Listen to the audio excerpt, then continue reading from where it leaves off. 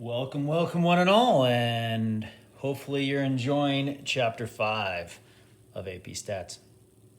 Here's a joke by one of my favorite comedians of all time, Stephen Wright. Thought it was fitting after we learned about placebos last time.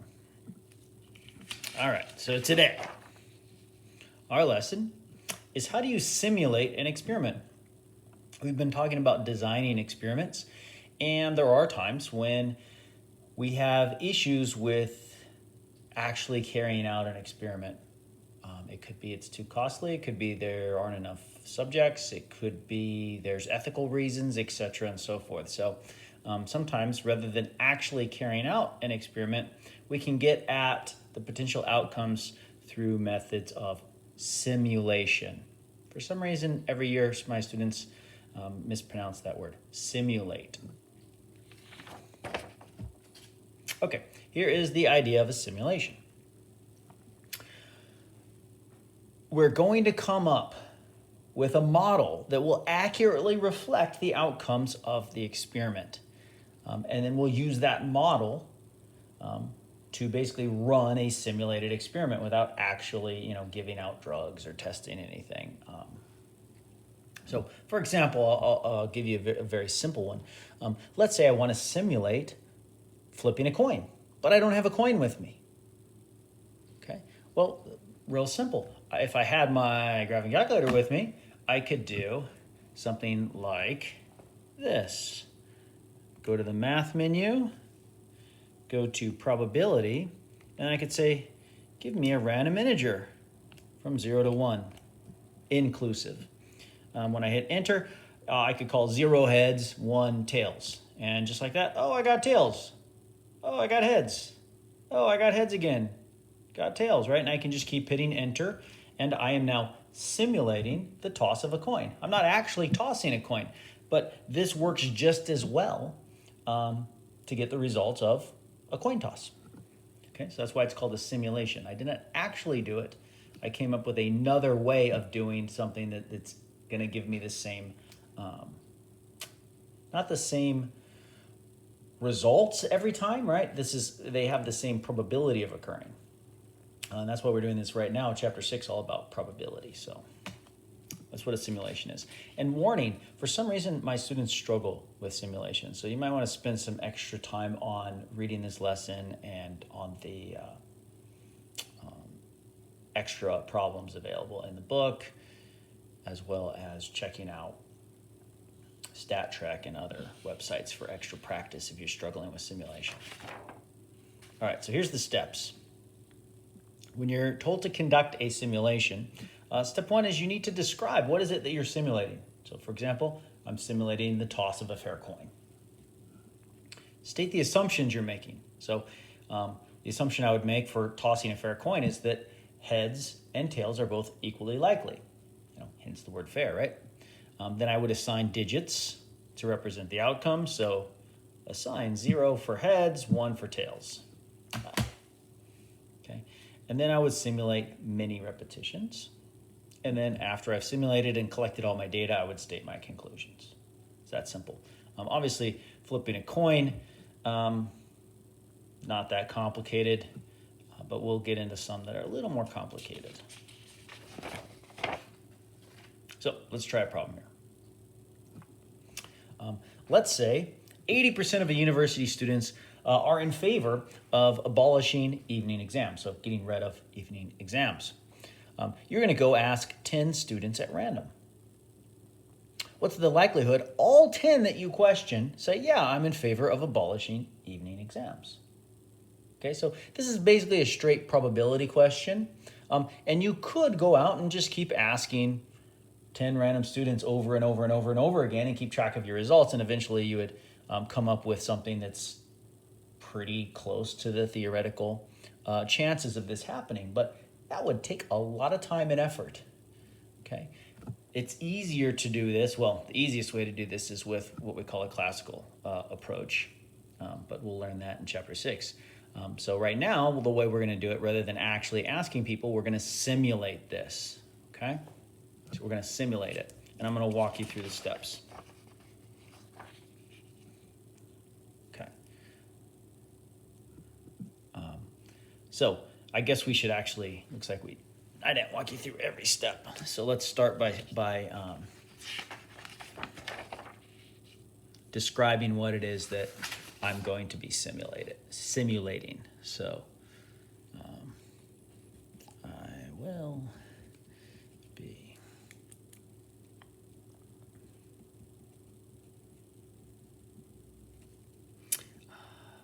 asking 10 students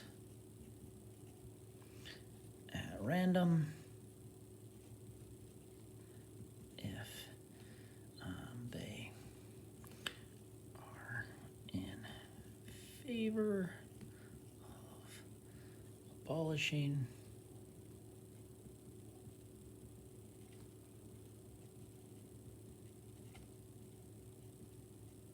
So really, most of the time, you're just basically restating the problem here. But you add the word, you're gonna be simulating it. Okay, assumptions, right there. Assume that 80% of the students are in favor.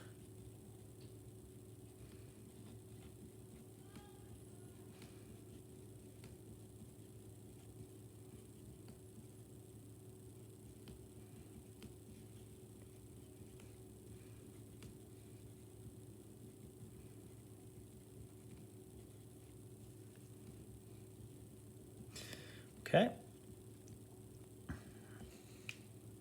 Now we need to assign digits to represent the outcomes. So the key thing, and this is one of the areas where my students make mistakes, is our digits have to represent 80% in favor and therefore 20% opposed. So there's multiple ways to do this, but the easiest thing to do when you have something that's a clean 10, 20, 30, 40, 50, 60, 70, 80, 90% is to use single digits, and I'm gonna say 0 through 7 in favor, 8 and 9 oppose. That's simple. Okay. Well, I guess this next page we kind of started walking through this. How am I going to carry it out? Going to use a random integer, either a table. Oh, looks like right here. We're going to use our table because the directions tell us to. So I'm going to use my random digit table. I already assigned for yes and no. Yes is 0 through 7. No is 8 and 9. Somebody might say, well, could I do 0 and 1 or no, and 2 through 9 or yes? Yeah, that's fine. As long as it's 80%, 20%, because that's what we have to match. Okay, now it's telling me simulate 25 repetitions and to start on line 129 of our random digit table. So here's our random digit table, right? It's the last page on my formula sheet. So I go to line 129 right here. Okay, and I'm going to ask 10 students. So that means I look at the first 10 digits. Okay, in favor, in favor, in favor, in favor, 9. Nope, that person's not in favor. In favor, not in favor, not in favor, not in favor, in favor. There you go. There's the first 10 students. And the question we're asking was, will all 10 be in favor? So were all 10 in favor? The answer there is no. So I could keep track of how many said yes and how many said no out of each 10, but I don't have to do that. All I have to do is all in favor, right? Not all. That's simple. So the first 10 that I asked, not all of them were in favor. Okay, so then I go back and I look at the next 10.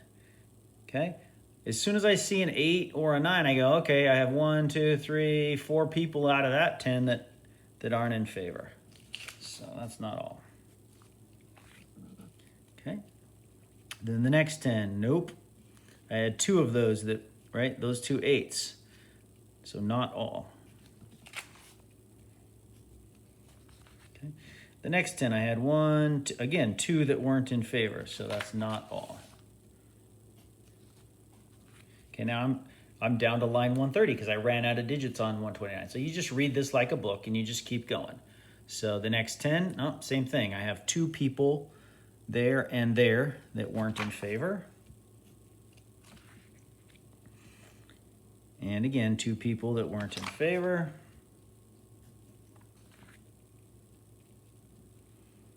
One, two, 3 that time weren't in favor.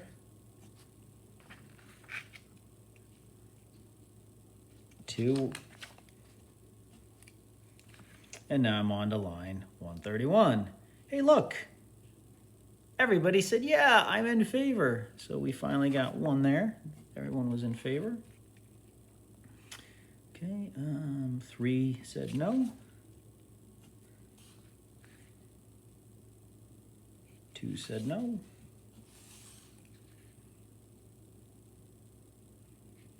2 said no. And I'm now to line 132. Well, again, 2 said no. Looks like maybe 4 said no there. Doesn't really matter, just as long as somebody says no, it goes as not all. Got some no's. Got some no's. And I'm now on my next line, 133. Oh, got 1 no right there. Oh, look, all in favor. Got a no. Got a no there. And I'm at, let's see, I've conducted 20 and it said to do 25 repetitions. So, next line. Got a no. Got a no. Oh, all in favor again.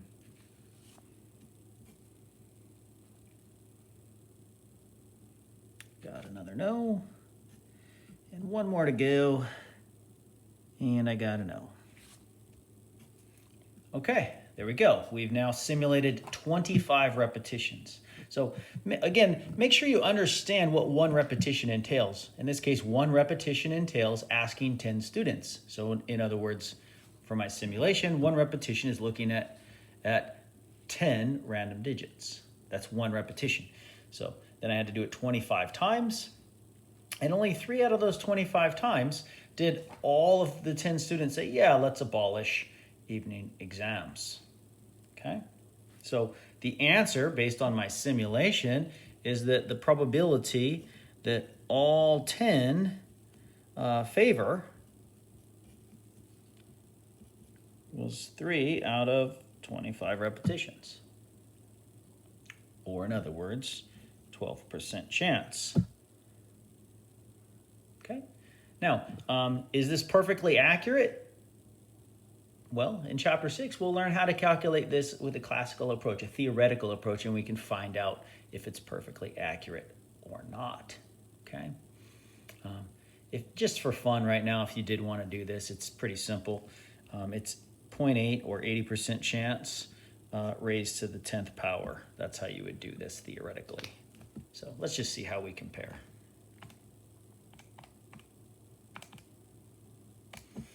And there's the theoretical, about 10.7%. So you can see we came up with 12% through simulation methods, and the exact percent is roughly 10.7. So you can see we're ballpark.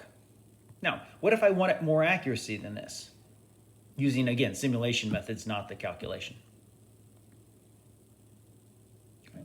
Hopefully you figured that out. The way to be more accurate would be increase my repetitions, right? If I did this 100 times, 1,000 times, 10,000, 100,000, 1,000,000 times, right? At some point, this number is just going to keep getting more and more and more accurate. It's going to keep getting closer and closer to the theoretical value. And that's the idea of simulations. Okay. Again, this is a problem that you're going to probably do theoretically in the future, but you need to learn the simulation methods. So that's what this is about, because sometimes there are things that are a little too complicated and maybe, or you're just not sure how to calculate theoretically. Okay. All right, let's try another one.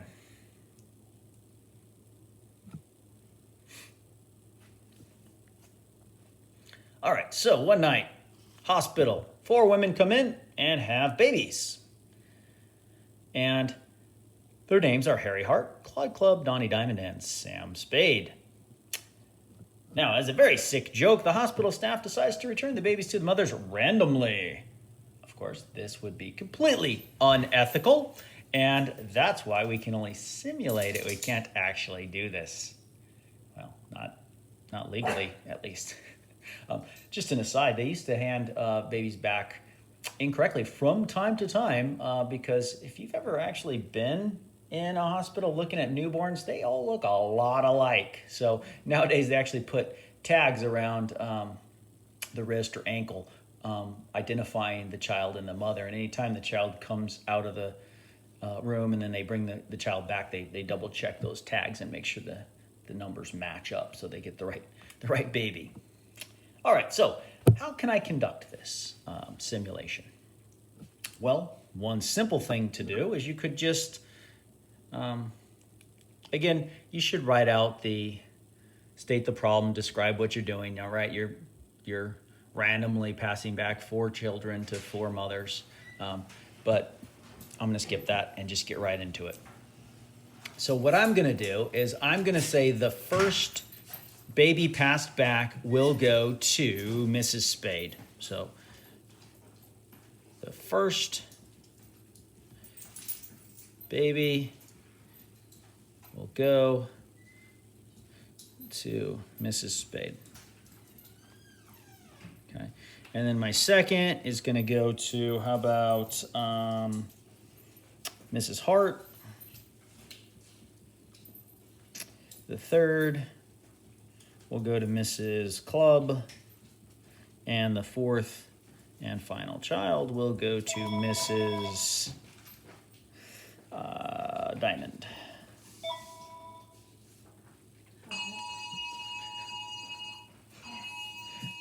Okay, so a simple way to do this would be, let's actually just use cards, right? That is our fire alert, ladies and gentlemen, so you now know when I'm filming this. Yes, it's Monday, the day of the Santiago Canyon fire. But anyway, easy way to do it. Get a deck of cards. Okay, now you need 4 cards, 1 of each suit, right? Okay, mix them up real well, thoroughly, so that it's random. Now, here we go. Mrs. Spade gets, she got Sam Spade. Congratulations, Mrs. Spade, you got your own child. Okay, Mrs. Hart gets Donnie Diamond. Mrs. Clubb gets Harry Hart. And of course, that leaves Claude Clubb for Mrs. Diamond. Okay, so this is one way to do it. Then I would pick up the cards, reshuffle, and repeat, repeat, repeat, repeat.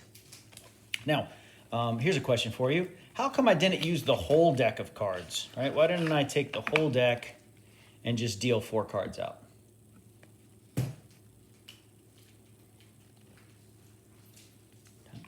Answer there would be, every time I remove 1 card from this deck, the probability is not changing to match the actual situation, right? In the actual situation, once I remove a spade, there's no more spades left, right? So you could just ignore any subsequent spades and then you use the whole deck, but that's going to take more time. So this is the easy, faster way to do it, and it matches everything as it should match. Okay, now here's an even faster way to do it because you may not carry around a deck of cards with you. We could use numbers, okay? So how about we call Sam number 1. We'll call Harry number 2. We'll call Donnie, or no, sorry, I have clubs there. We'll call Claude number 3, and we'll call Donnie number 4, okay? Now I'm gonna ask my calculator for random numbers, 1 to 4, and if I get this order, 1, 2, 3, 4, then they're all handed back correctly, right? If I get, 1, 3, 4, 2, then only Sam was handed back correctly, and so on and so forth, okay? So I'm gonna do that. on my calculator to speed this up. So what I do is I go to the math menu, go to the probability feature, and there's a lot of choices. The one I really want is to get a random integer with no repeats. So I choose that. You put in your lower bound, a comma, and then the upper bound, so 1 to 4. When I hit enter, it's going to spit out a string of numbers, 1, 3, 4, 2. So Mrs. Spade got Sam, Mrs. Hart got Claude, Mrs. Club got Donnie, and Mrs. Diamond got Harry, right? Now I did this a whole bunch of times to save time, so I'm going to add this to my list. There we go. As you can see, I just simulated that 100 times. Yay for me. That was fun. Now let's answer some questions from our simulation. Question number 1. Did Mrs. Spade get Sam? Well, all I got to do now is look through my list of numbers, and anywhere I see a 1 in the first entry, that's Mrs. Spade getting Sam. So I'll just go through and highlight that. And then I can very quickly go back and count up how many times Mrs. Spade got Sam. 1, 2, 3, 4, 5, 6, 7, 8, 9, 10, 11, 12, 13, 14, 15. What a run there, huh? 16, 17. 18, 19, 20, 21, 22, 23, 24, 25, 26, 27, 28, 29 times. So there they all are, highlighted, 29. So Mrs. Spade got Sam.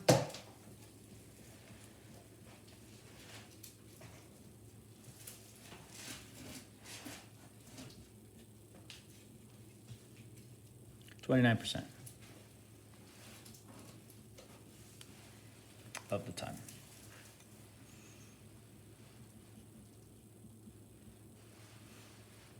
Okay, now of course, that's an easy one to answer theoretically. It's a 1 in 4 chance, right? If I have 4 children and I randomly hand one back to Mrs. Spade.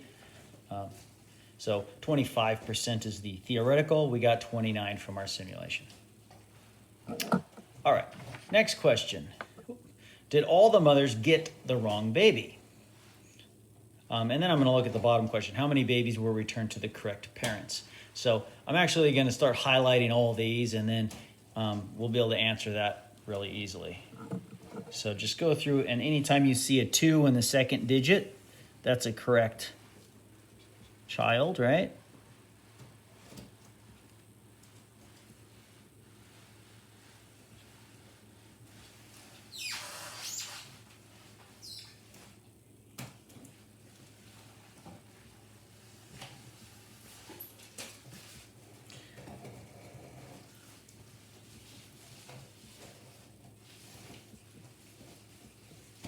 Okay, and now anytime I see a 3 in the third digit, that's a correct child.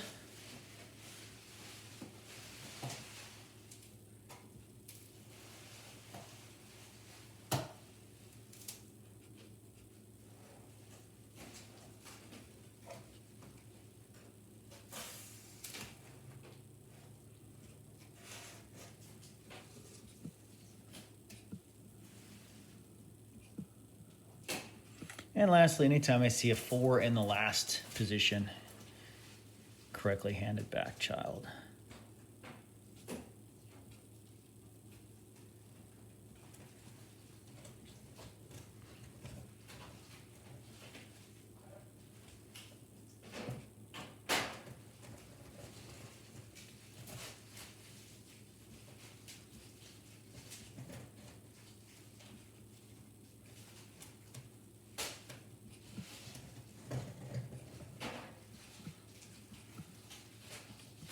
Yay! So I've now highlighted every child that was returned correctly. Okay, so now it's actually pretty easy. Did all the mothers get the wrong baby? Well, anywhere I have the 4 numbers with nothing highlighted, they all got the wrong baby. So my very first one, there's 1, 2, 3, 4, 5, 6, 7, 8, 9, 10, 11, 12, 13, 14, 15, 16, 17, 18, 19, 20, 21, 22, 23, 24, 25, 26, 27, 28, 29, 30, 31, 32, 33, 34, 35, 36, 37, 38, 13, 9 times out of 100.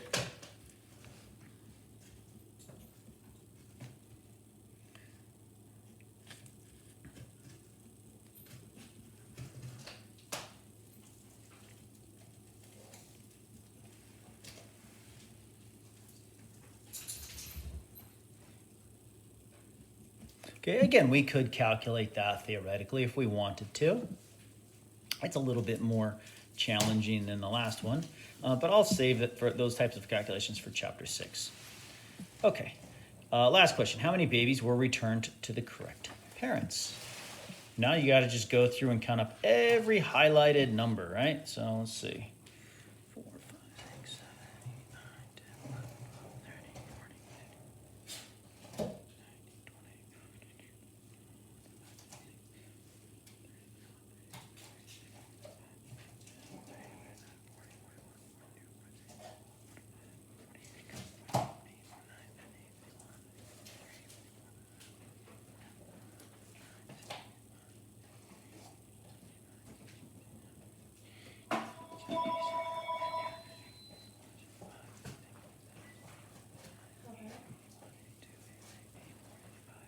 14, 15, 87 highlighted numbers. That's so fun to count. Now, notice that's not out of 100, though, right? I ran the simulation 100 times, and each simulation is passing back 4 children. So that's actually out of 400 returned children. We got 87 right. So 87 out of 400 babies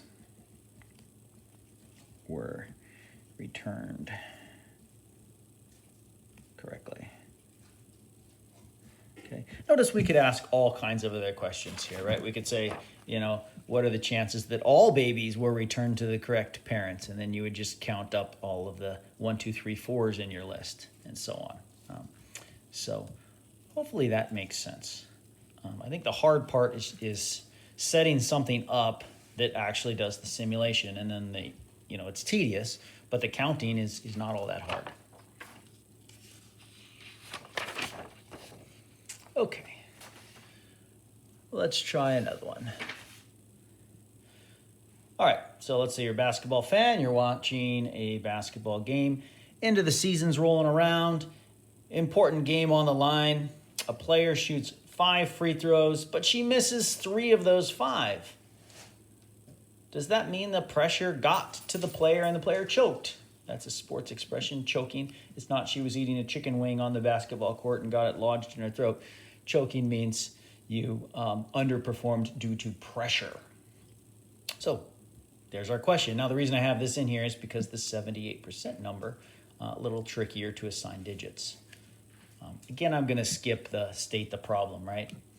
You can write down, you just restate this. We're going to simulate a basketball player taking 5 free throws with a 78% chance of making each free throw.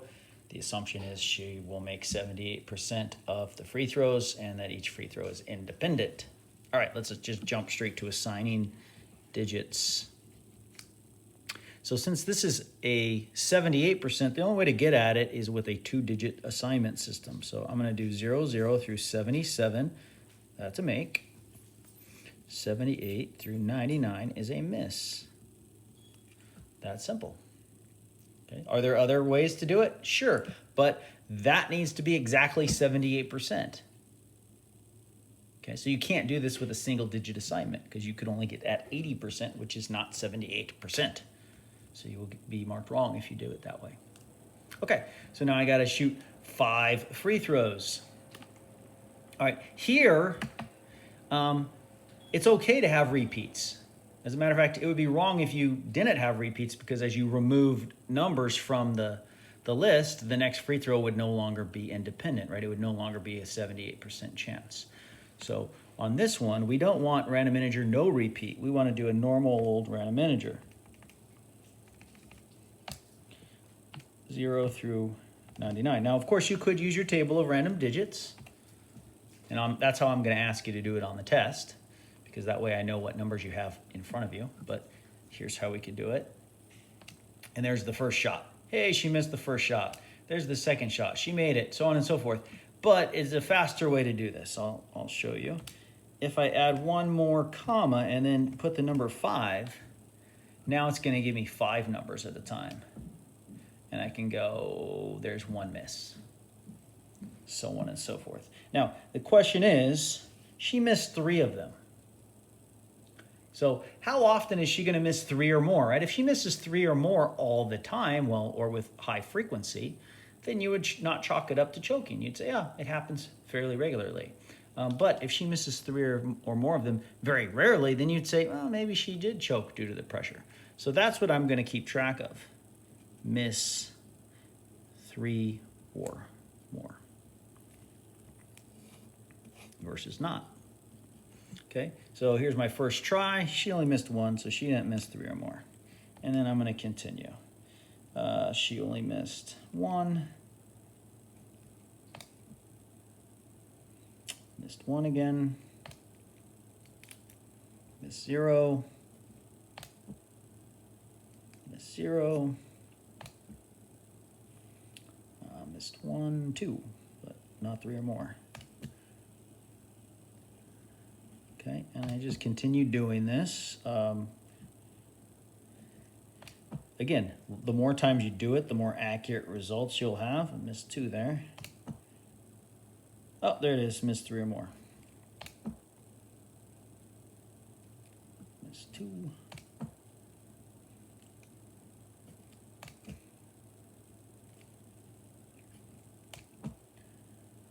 And yeah, I know this is kind of tedious, but simulations are tedious. Miss 3.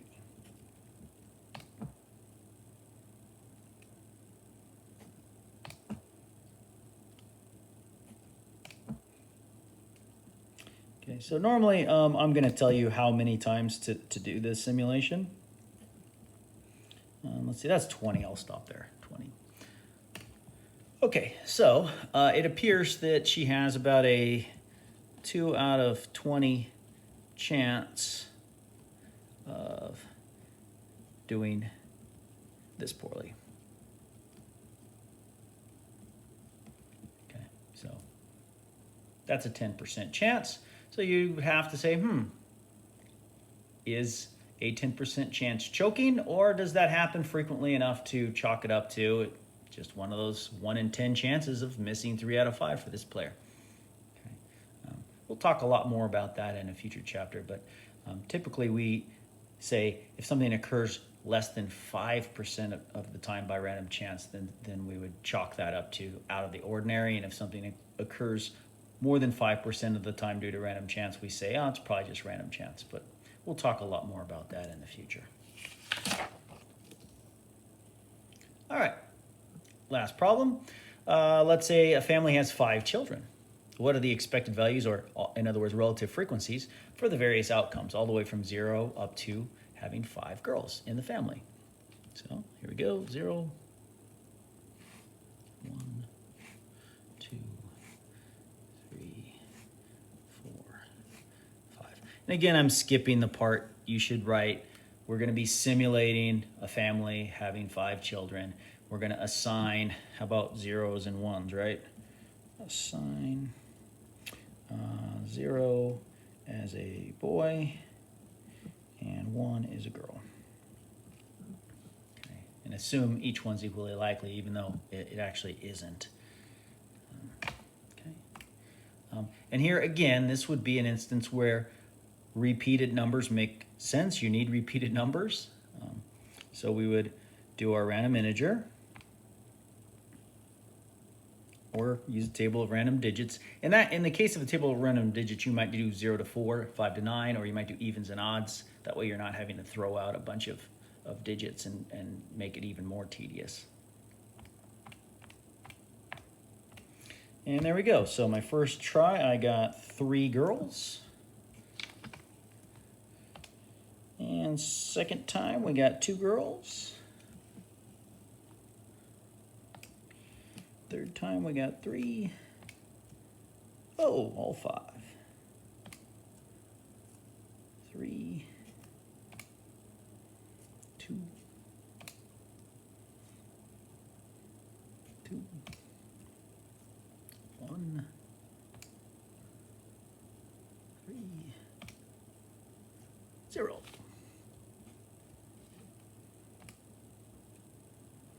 3, 2, 2, 3, all 5.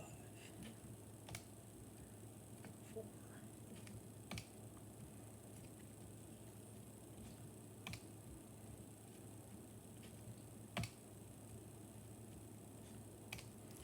Okay, and again, I might tell you how many times to do this. I might not, because the way this question is worded, it just says find the relative frequencies.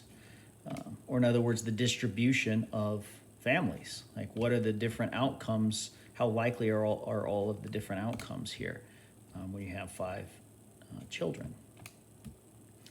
So at some point, I'll stop there. All right. Well, let's count up here. What do I have? 5, 10, 15, 20, 25. Let's do 3 more, so I'll have a nice 30.